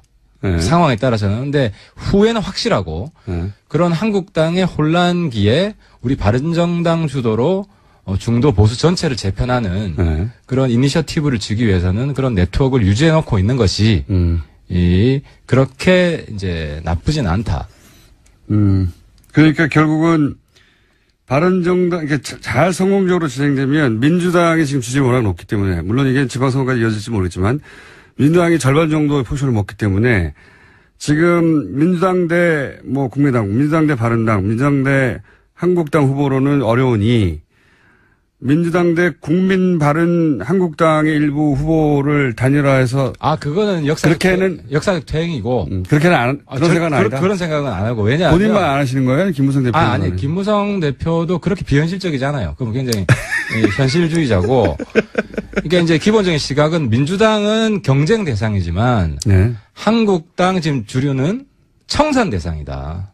한국당을 더 미워하시는군요. 청산 대상이다. 그래서 정우택 대표가 야 3당 단일 후보 완전히 꿈 깨셔야 되고 그거는 정치적으로 퇴행이다. 그래서 한국당하고는 완전히 저희들이 선을 그을 겁니다. 그리고 한국당 의원들이 지방선거 전에 나온다는 환상을 가지고 있지 않아요. 가지고 있지 않지만 그래도 정치판은 어떻게 될지 모르기 때문에 그리고 지금 홍준표는 바른정당 흔들게 하고 제가 솔직히 말씀드리면 우리도 한국당 흔들게 하는 거예요. 서로 흔들게 하는 거예요. 그 흔들기 차원에서 김무성 대표는 나름의 역할을. 그 서로 흔들리고 있습니까, 양쪽이? 바른정당이 흔드는 것만 지금 효과가 있나요? 아니면 한국당이 흔드는 것도 효과가 있습니까, 지금 서로? 한국당이 역사를 자꾸 흔드는 거잖아요. 예. 그러니까 이제 좀 그런 마음이 없진 않을까요? 한국당이 확실히 흔들어줘서 지금 이제 한두 명이라도 이제 홍준표 대표의 목표는 한 명 빼내기예요. 그래서 교섭단체 무너뜨리는 거. 근데 이제 사실 이 한 명이 나가면은 우르르 몰아줄 수 있다. 명분이 있어야 되잖아요. 명분이. 그분 입장에서는 아니면 이미 13명 철새 파동을 봤기 때문에 교섭단체도 무너지고 명분 없이 나가면 우리 당만 오히려 더 동정표를 얻을 수가 있어요. 지난번처럼. 그렇죠. 지난번처럼. 그래서 근데 문제는 지금 한국당 내부 체제가 홍준표로 일사불란하게 단결되는 것도 아니고 예. 확실한 명분을 주는 혁신을 내부에서 하기가 쉽지가 않다는 거죠. 당장 그 혁신위원회 보세요. 혁신할 사람들이 그게 혁신위원회, 그러니까 수구위원회지. 일배위원회고. 일배위원회. 그러니까 이제 그런 면에서 볼 때 홍준표의 바른정당 흔들기 효과는 상당히 낮은 반면에 우리는 은근히 이야기하지만 내부 동료가 꽤 될 것이고. 근데 여기서 내부 동료가 꽤 될 거라는 거는 짐작입니까? 아니면 실제 내부 동료를 느낀 적이 있어요? 있죠. 그 대표적으로 만날 때마다 뭐 하태경 홍 때리기 잘한다 뭐 이런 분들이 뭐 적지 않단 말이죠. 그 안에서도. 자유한국당 내에서. 그렇죠. 홍 때리기를 잘하니까 홍준표 대표를 흔들어서 본인들이 잡으려고 하는 것이 그렇다고 나와서 바른정당과 합치려고 하는 건 아니잖아요? 그 다음에는 어떻게 될지 모르는 거죠. 일단 흔들어 놔야 된다. 체제가. 그러면 야 3당 단일 후보 이 이야기는 현실성이 없다고 보시는 거네요? 의원님은? 그거는 제가 말씀드렸지만은 결코 있어서는 안 되고 야3당 단일 후보는 역사적 대행이다. 오히려. 왜 역사적 대행입니까? 시대의 변화를 우리도 보는 거죠. 시대의 진보를 생각하는 것이고 그래서 우리가 바른정당 만든 것이고 그런데 청산해야 할 대상과 손을 잡는다? 예를 들어 87년 민주화 해놓고 전두환과 손을 잡는다? 그런 거랑 비슷한 거죠. 그렇게 바라보신다? 의원님만 그렇게 바라보시는 겁니까? 아니면 그건 아니에요. 우리 주류가 그래요. 지도부 다수가 그렇고. 지도부는 그렇게 생각한다? 예, 지도부 다수. 사실 경선 때 이 문제 가지고 피 터지게 우리 내부에서 싸웠어요. 이미 싸웠어요. 그리고 약간 이제 우리 바른당이 우경화해야 된다는 일부 흐름이 있었고 바른당이 중도로 가야 된다는 일부 흐름이 있었는데 이해운 대표랑 저랑 지지율 합치면 70%가 넘어요. 당내에서? 그렇죠. 예. 이게 바로 우리 바른당의 당심이고 민심이다 하는 거예요. 남경필 지사가 다른 이야기인데 하태경 의원 코너를 노린다고 연락이 왔어요. 실합니다, 실합. 저 양보합니다. 남선 양보합니다. 그래서, 현직 도지사가 어떻게 이 코너에 고정으로 나오냐고, 안 된다고 저희가 했는데, 그럼 오디션을 보겠다고. 예. 오디션 안 보고 제가 다음 주부터 하차하겠습니다. 글쎄, 그건 마음대로 되는 건 아니고요. 어쨌든, 야3당 단일 후보는, 의원님 보시기에는 이게 될 가능성은 낮지만 되어서도 안 된다. 그렇죠. 저는 만약에 그걸 추진하는 그걸 노선으로 추진하는 분이 당내에 있다면 저는 적극 맞서 싸우겠습니다. 어떻게 해요? 지금 이제 구체적으로 나오면. 예. 구체적으로 나오면. 지금 가상의 그러면 야3당 연대론이나 혹은 중도 통합 단일한 정당을 만들자. 론이나 이런 거는 지방선거전에 합당은 없습니다. 지방선거전은 없다. 합당은 없습니다. 그런데 우리가 다음 대선 한참 남았잖아요. 네. 근데 이거는 다음 대선까지는 중도 혁신 대통합을 추진합니다. 다음 총선까지는요? 총선이 더 빠르잖아요. 총선까지 1차적으로 네. 중도 혁신 대통합을 추진하고 그것은 선거연합이 아니라 노선 혁신이 기본적으로 전제된 겁니다. 그게 지금 얘기하는 김무성 전 대표가 지금 밑그림을 그리고 있는 거에 중장기적인 계획의 플랜인 거죠, 지금. 그러니까. 김무성 대표 그것까지 생각하는지는 모르겠어요. 김무성 대표, 그러니까 노선에 있어서 네. 이제 예를 들어 국민의당하고 우리가 노선 차이가 있습니다. 특히 대북 정책, 다른 건 별 차이 없어요. 네. 대북 정책에서 근본적인 차이가 있고 이런 근본적인 차이가 있는 상태에서 선거공학적 합당은 절대 없습니다. 국민의당과 대북 노선의 차이가 있지만 국민의당과 자유한국당은 더 큰 차이가 있지 않습니까? 그런 그 대북 노선에 있어서는. 근데 그렇죠. 새 당이 일정 정도 통합이 된다는 게 가능한 얘기인지 모르겠어요. 그래서 정우택 대표가 3당 단일화 네. 이야기한 건 상당히 엽기적이죠. 지금 정치적 상식에서 너무 벗어난 그런 발언입니다. 알겠습니다. 자, 오늘 시간 다 됐는데 그럼 저희가 이런 문자가 왔어요. 나도 모르게 하태경 의원에게 점점 정이 든다. 귀여워서. 자녀한테서 온. 글쎄요. 가족 중에 한 분이 보내신 것 같기도 하고요.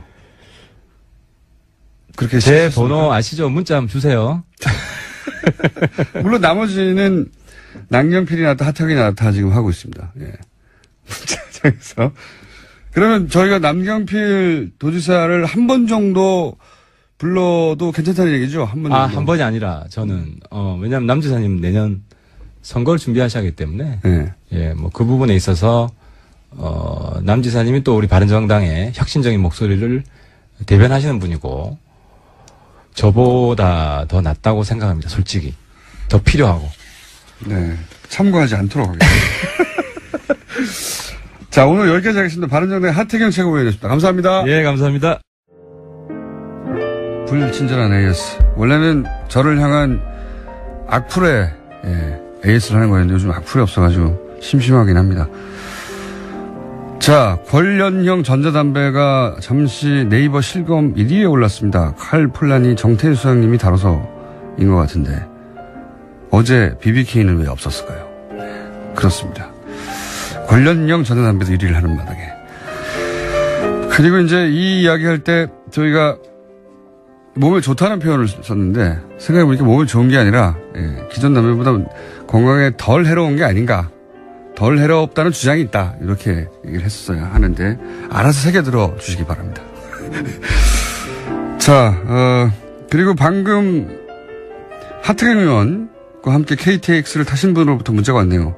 하태경 의원 KTX 남의 자리에 앉았다가 쫓겨났어요.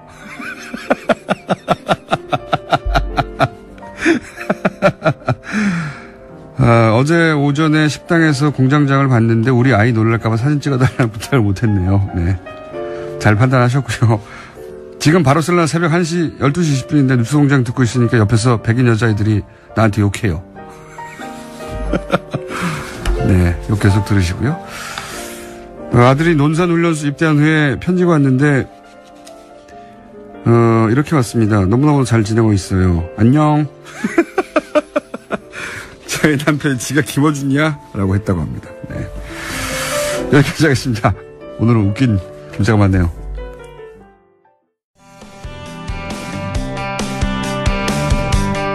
어제 이재용 삼성전자 부회장 판결에 대해서 저희가 한번 다뤘습니다. 이정열 전 부장판사와. 근데 어제는 판결문이 공개되기 전이었고요.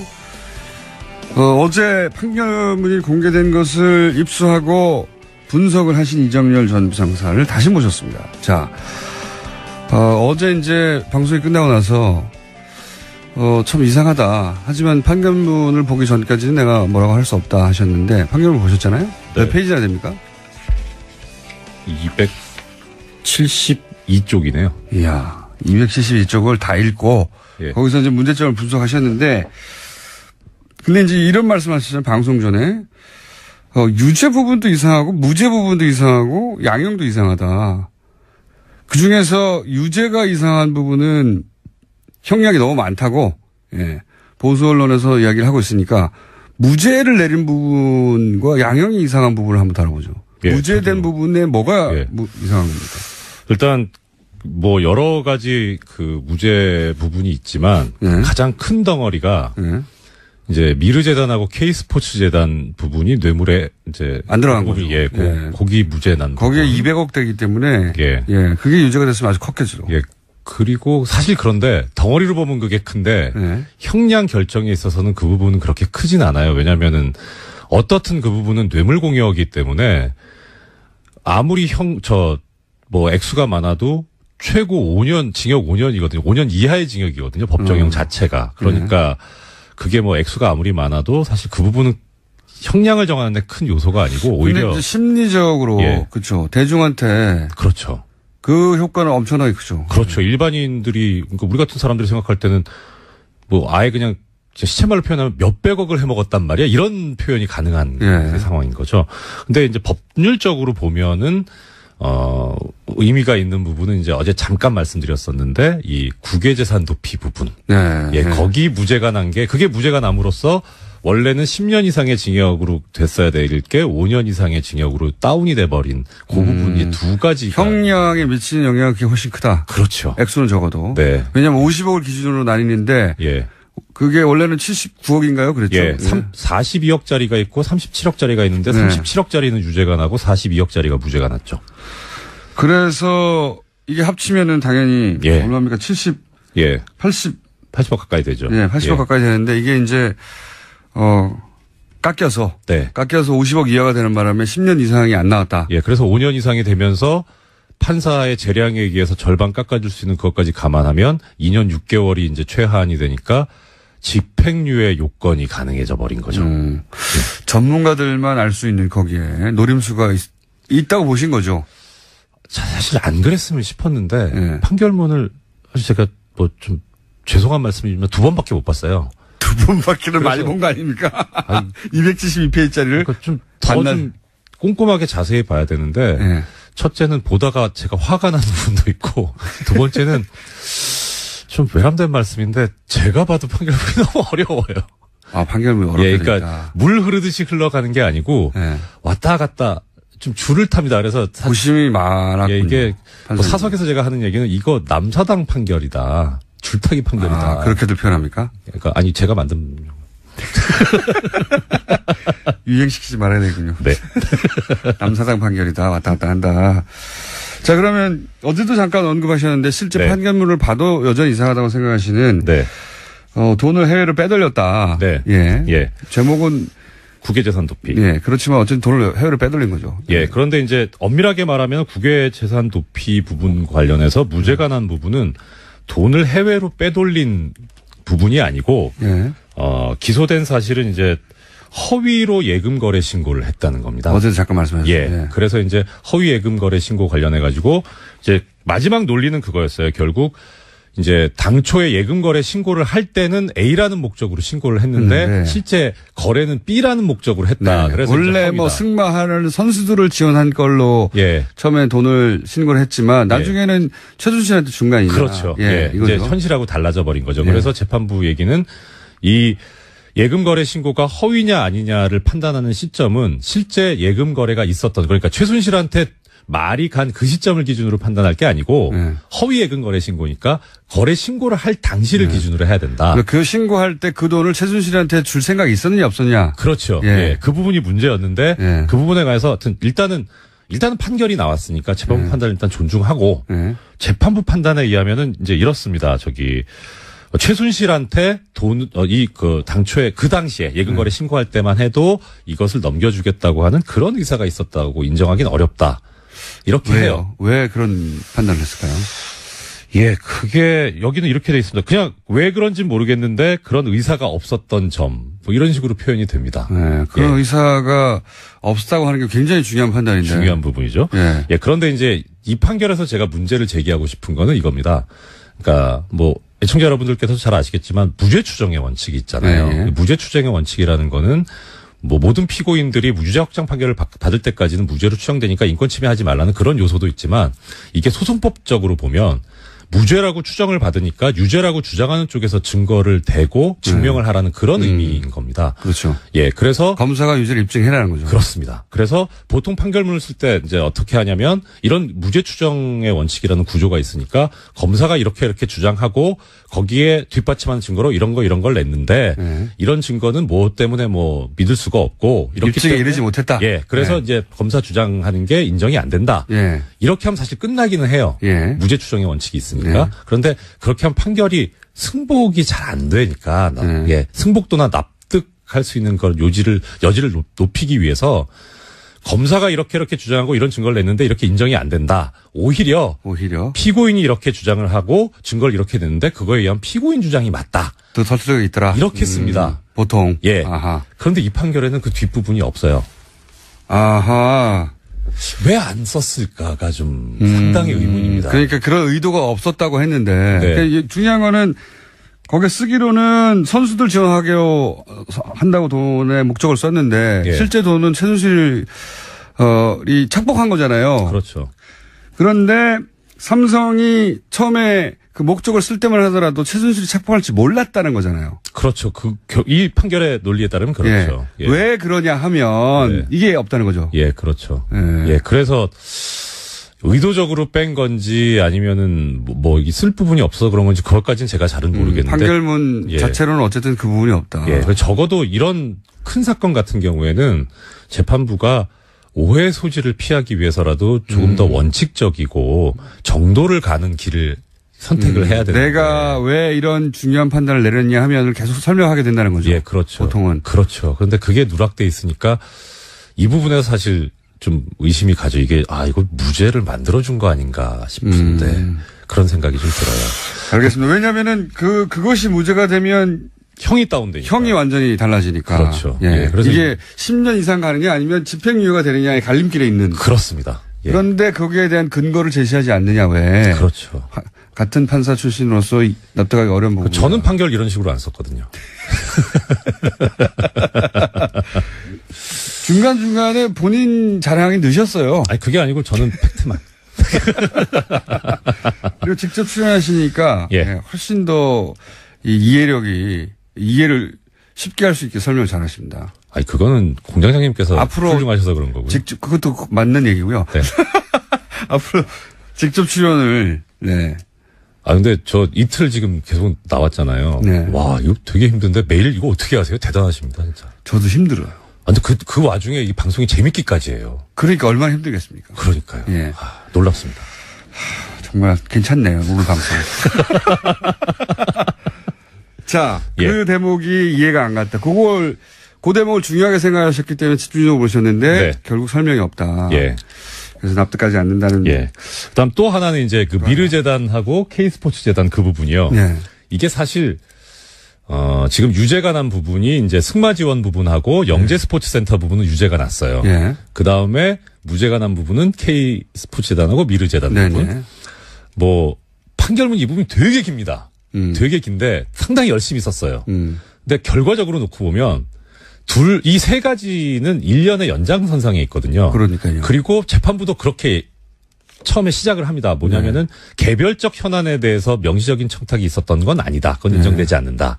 근데 포괄적으로 승계 작업이라는 게 삼성에서 있었고 거기에 대해서 대통령이 인식을 하고 있었다.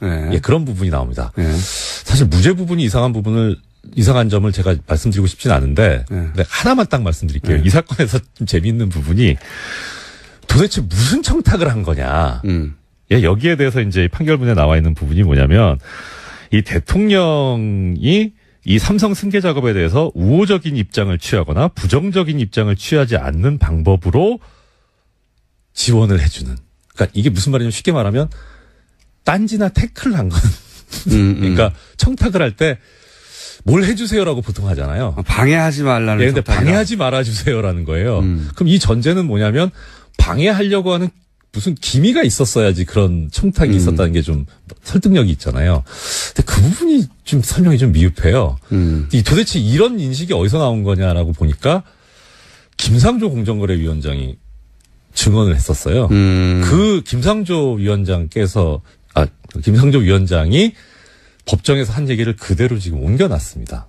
그 대목은. 예. 뭐 맞는 얘기긴 한데 근데 중요한 건 또 이제 묵시적인 청탁 이러면서 묵시적인 청탁이 되려면 어제도 얘기했지만 뭐 고기 사달라고는 안 했지만 고기를 원하는 것 같다라는 이런 이제 고기를 뺨에 붙이고 다닌다. 그렇죠. 그러니까 서로 이제 어떤 느낌이 있어야 되는데 도대체 그 느낌을 언제 박근혜 전 대통령이 가졌을까? 이 부분이 사실 또 중요한 부분인데 그 부분은 얘기가 없거든요. 묵시적 청탁이라고 써놓고 어떤 식의 묵시적 청탁인지 설명이 잘 없다. 예, 경로가 잘 명확하게 안 나와요. 근데 사실 상식적으로 보면 뭐 삼성이 되게 이 승계 작업 관련해 가지고 TV 광고도 많이 했잖아요. 뭐 주주 여러분 도와주십시오. 뭐 이러고요. 그래서 사실 전 TV를 별로 안 보는데 저 같은 사람도 알 수 있을 정도로 그렇게 많이 광고가 노출이 됐었거든요. 근데 박근혜 전 대통령 같은 경우는 드라마 매니아잖아요. 그러니까 아마 보셨을 것 같아요. 봤을 것 같아요. 근데 이제 문제는 상식적으로는 그런데 그런 게 다 이제 법정에서 나와야 되는 게 이게 재판의 일반적인 원리고 기본 원칙이니까 과연 나왔을까 싶은 판결문에 하여튼 그 흔적이 안 보이니까 약간 그렇습니다. 그럼 그렇다 치고 그러니까 이 영재센터하고 그다음에 승마 지원 부분에 관련해서 이제 부정한 청탁이 있었다고 본 근거가 여러 가지가 있는데 하나는 너무 이례적이다. 그러니까 단순히 그냥 선처를 바란다라고 하기에는 대통령이 나서가지고 아유 뭐 고맙다고 감사 인사도 표시하고 적극적으로 지시도 하고 뭐 그랬다는 거예요. 그러니까 이거는 단순히 이게 뭐 선처를 바라거나 뭐 이렇게 그냥 뭐 경제 발전을 위해서 한다는 게 아니라 누구를 도와줘야 되겠다라고 하는, 그러니까 최순실이죠. 네. 도와줘야 되겠다라고 하는 그런 인식을 박근혜 전 대통령이 하고 있었고, 네. 그리고 그것을 삼성도 알고 있었다, 이런 논리예요. 네. 맞죠? 거기까지는 납득이 가는데. 예. 근데 이걸 왜 안 해요? 미르재단 K스포츠재단에서는 아닌 사유를 4개를 드는데, 하나는 첫째로는 삼성만 특별히 더 봐주는 게 아니고, 네. 다른 기업들도 네. 있었다. 그럼 다 뇌물이잖아요. 그게 맞죠. 다른 기업들도 다 그렇기 때문에 뇌물이 아니라고 하는 게 논리적으로 말이 안 되는 것 같아요. 그래서 이 부분은 사실 문제가 발생하게 된 요인이 제 생각에는, 원래는 이제 공장장님 말씀대로 다 뇌물이어야 되니까 네. 하나하나 다 그 기업마다 현안이 뭐였는지, 그리고 그 현안에 대해서 박근혜 전 대통령을 비롯한 최순실 일당이 어떤 인식을 하고 있었는지가 밝혀지고 그게 기소가 됐었어야 되는데 네. 안 됐어요. 특검이 빨리 끝나는 바람에 안 됐죠. 그렇죠. 이렇게 된 거에 이 무죄 부분의 사실 주범은 황교안 전 총리입니다. 제 생각에는. 예. 연장을 막아버리는 바람에. 알겠습니다. 그렇고요. 예. 네. 또 두 번째는 뭡니까? 예. 3번밖에 안 남았기 때문에. 아, 그렇구나. 예. 빨리 예. 다음 주에 내일 또 나오시려고 그러시는 거 아니에요? 이거하고, 그러니까 미르재단 K스포츠재단 부분하고 이 영재 또 지원센터나 승마 지원 부분하고 일관되지가 못해요. 그게 논리가. 문제인 거예요. 예, 논리가 네. 그래요. 예. 그래서 이 부분은 사실 어떻게 보면 중립적으로 둘 다 무죄거나 둘 다 유죄거나. 저도 그렇게 생각이 드는데. 예, 같은 시기에 준 돈인데 왜 이거는 뇌물이 아니냐. 예. 그러니까 이게 삼성이 현안이 있구나라고 하는 거를 알고 있었는데 그 뒤에 벌어지는 미르재단 때는 몰랐다는 얘기가 되거든요. 그러니까요. 그러니까 알고 있다가 왜 모르게 되지? 이것도 좀 이상해요. 이 부분은 오히려 앞부분을 뇌물로 인정했는데 뒷부분을 그러니까 그게 순서가 바뀌었으면 모르겠어요. 그렇죠, 처음에 그렇죠. 뇌물의 의식이 없었다. 근데 네. 앞에는 뇌물인데 뒤에 준 돈은 뇌물이 아니다. 이게 네. 너무 이상하지 않습니까? 그렇죠. 이미 돈을 줘야 될 필요를 느꼈는데. 예.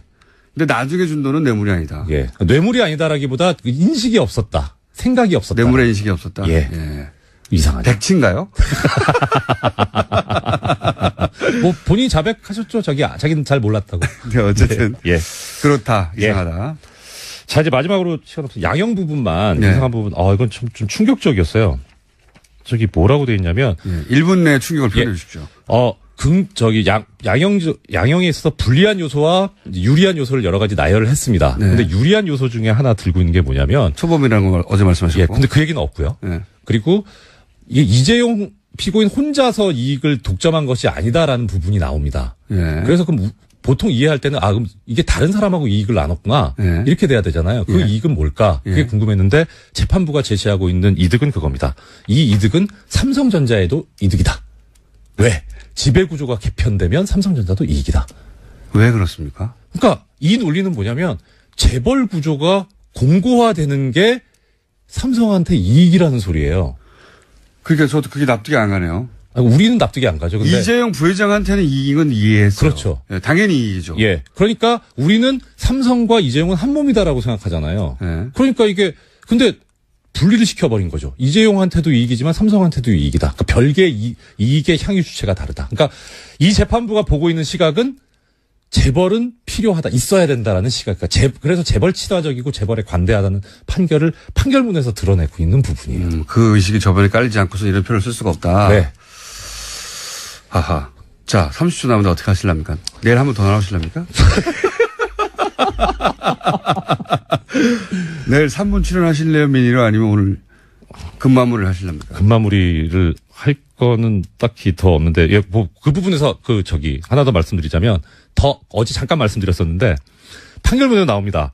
이 양형의 나쁜 요소로 뭐라고 했냐면, 이 사건의 본질, 정경유착인 점, 그다음 뇌물 범죄로 인한 부정적인 영향, 예, 그다음에 액수가 많다, 마지막 증거를 조작했다는 얘기도 나와요, 판결에.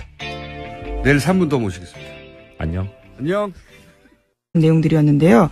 이를테면 노무현, 김대중 전 대통령을 폄훼하는 내용들이 굉장히 구체적으로 나왔습니다. 읽기에도 민망한 내용들인데 노무현은 자살했다. 영웅적으로 행동한 게 아니다라는 내용도 있고요. 김대중의 조국은 북한이다라는 내용도 있습니다. 그리고 이제 노무현 전 대통령이 지옥에 가서 보내는 편지 뭐 이런 식의 글도 쓰고, 예. 이걸 국정원이 있어서 유포했다는 거죠. 이게 국가의 최고 정보기관이 이랬다는 거는 네, 국민의 세금을 사용해서 한 행동들입니다. 말도 안 되는 겁니다, 정말. 이런 짓을 했는데, 그런데 이제 지금 변론 재개해달라는 검찰의 요청은 원세훈 전 국정원장에 대해서 재판부가 기각을 했죠? 네, 어제 결정이 나왔는데요. 받아들이지 않았습니다. 법원 관계자는 변론을 재개해야 될 사유가 소명되지 않았다라면서요. 내일 원래대로 선고하겠다라고 발표했습니다.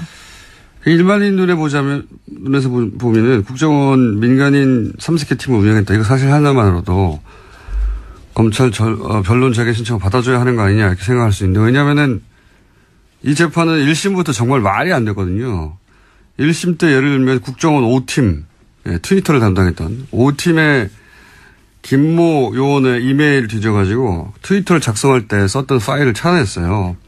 근데 김모 씨가 법정에 나와서 자기는 그런 글을 쓴 기억이 없다고 그랬거든요. 자기 이메일이고 누구도 접속한 적이 없지만 하지만 그건 기억이 안 난다라고 이야기한 겁니다. 그랬더니 사법부가 어떻게 했냐면 본인이 쓴 기억이 없기 때문에 증거에서 빼줬어요.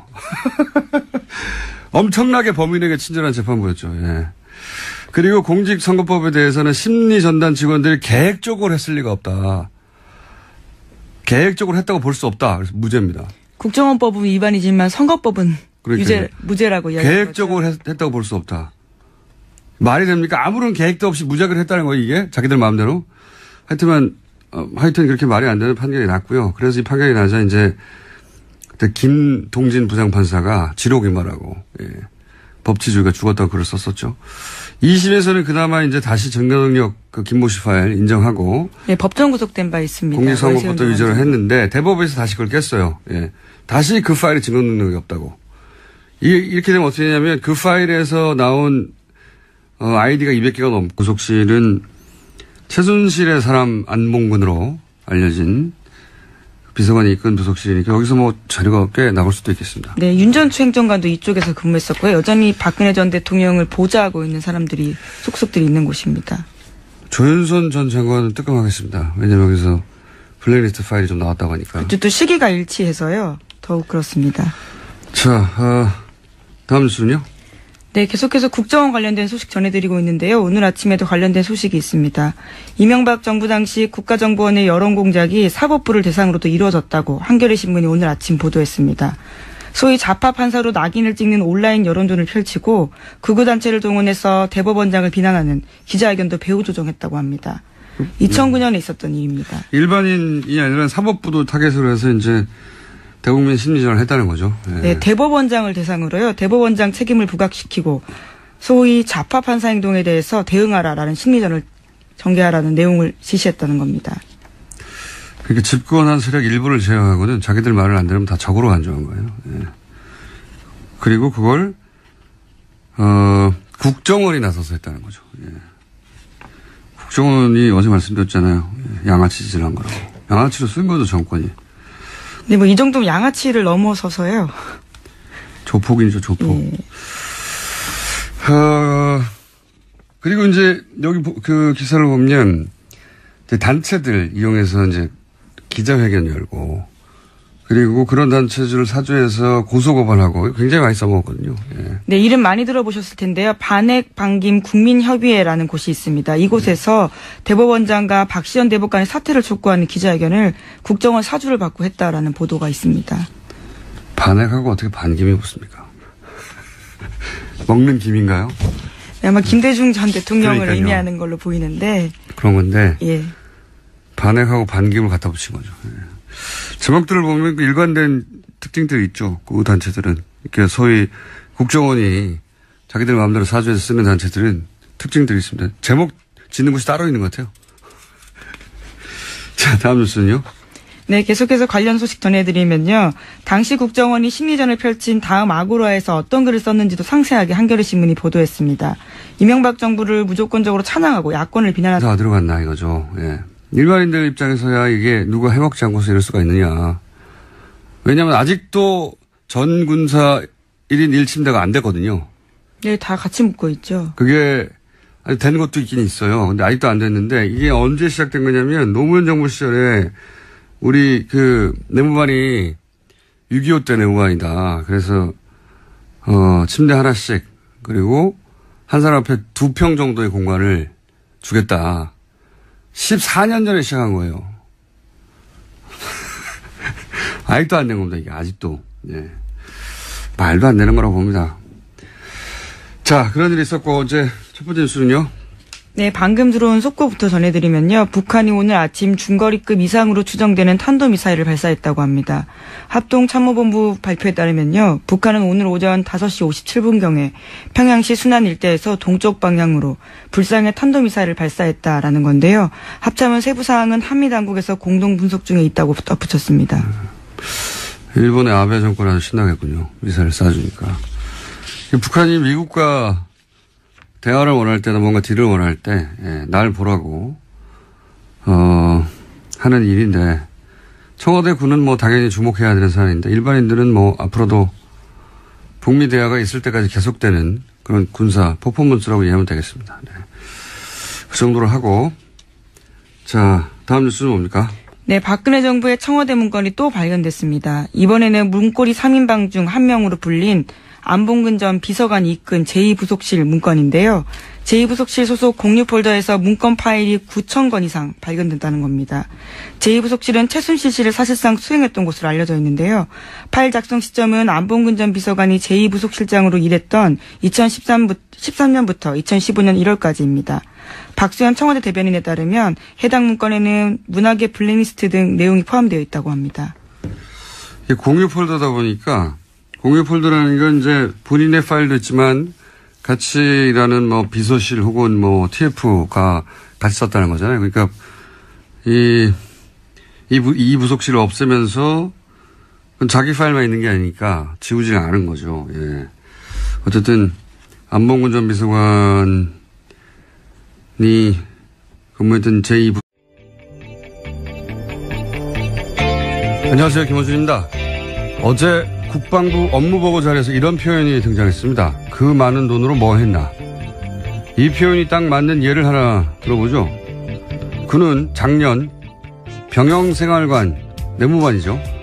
개선 작업을 마치기 위해 2조 6천억 원이 더 필요하다고 했습니다. 노무현 정부 시절 장병 한 명당 침대 하나씩 설치된 내무반으로 바꾸겠다며 시작된 이 국정과제로 그는 이미 지난 10년간 6조 8천억 원을 쓴 이후의 일입니다. 60만 명 장병에게 에이스 침대 하나씩 사줘도 6천억 원이면 됩니다.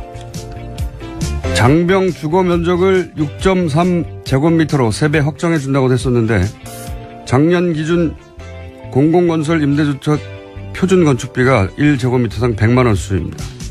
그러니까 민간 임대 아파트 수준으로 내무반을 새로 지어도 4조 정도면 되는 겁니다. 그런데 2012년에 끝났어야 할 이 사업이 돈을 다 쓰고도 끝이 안 났고 추가로 2조 6천억이 필요하다고 한 거죠. 최순실 게이트가 한창이던 작년 11월 군은 슬그머니 사업 부실 문제를 발표합니다. 하지만 예산이 어떻게 사용되는지 그 집행 내역은 제시하지 못합니다. 상세 집행 내용이 없는데 돈이 다 어디로 갔는지 알 수가 없죠. 그 많은 돈 어디로 갔나. 문재인 정부는 이 질문 5년간 절대 멈추지 않기를 바랍니다. 김호준 생각이었습니다. 시사인의 김은지입니다. 예. 그 많은 치즈는 어디로 갔나. 여기서 나온 표현 같은데. 작년에 기재부에서 조사를 했어요. 예. 왜냐면 얘기했잖아요. 국산 에이스 침대 60만 명에게 하나씩 줘도 6천억 밖에 안 합니다. 예. 슈퍼 싱글로. 외국산 시몬스도 가능해요. 예. 예. 라텍스 2겹으로 깔아줘도 됩니다. 그거 다 해도 6천억 밖에 안 되는데 지금 6조 8천억을 쓰고 그래도 돈이 모자란다는 거잖아요.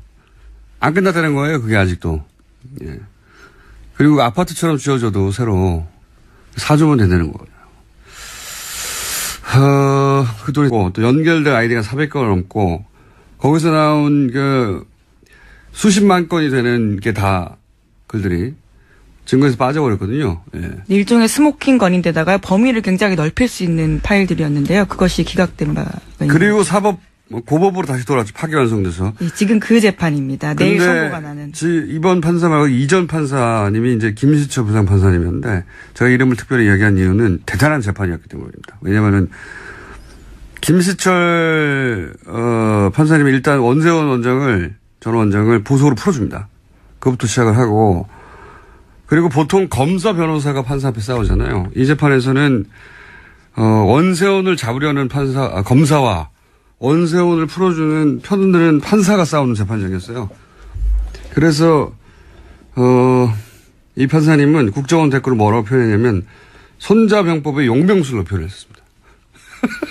취재기자들 사이에서 굉장히 말이 많았습니다. 네. 비판하는 목소리도 컸고요. 손자병법의 용병술 국정원 댓글이 국정원이 정치 개입을 한 게 아니라 그런 식으로 표현을 했었기 때문에 물론 지금 재판부는 그 재판부가 아니에요. 바뀌었어요.